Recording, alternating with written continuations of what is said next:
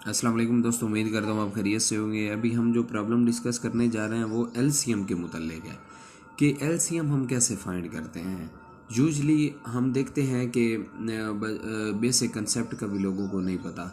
जिस तरह अब ये 1/2 प्लस 1/3 है, तो एक बात अंडरस्टूड है कि 2 से ये 3 से कम तो एलसीएम ले ही नहीं सकते।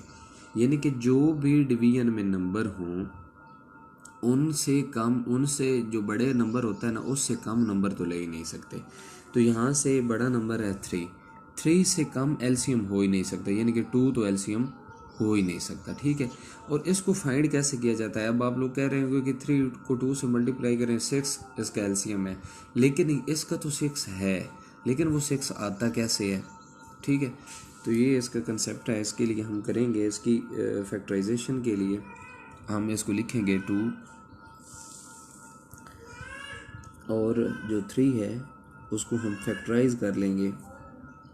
देखें 2 1s are 2, 3 का 3 आ गया आपके पास, 3 1s are 3। तो अब ये 2 और 3 जो आए हैं इनको आपने सिंपली मल्टीप्लाई करना है। अब आपके पास ये 6 इसका क्या है, एलसीएम है। तो अब हम लिखेंगे यहाँ पर इसको सॉल्व आउट करने के लिए, इनका एलसीएम क्या बना है हमारे पास 6, 2 3s are 6, 3 को 1 से ज़रूरत दी तो 3 आ गया, 3 2s are 6, 2 को 1 से दी तो 2 आपके पास आ गया।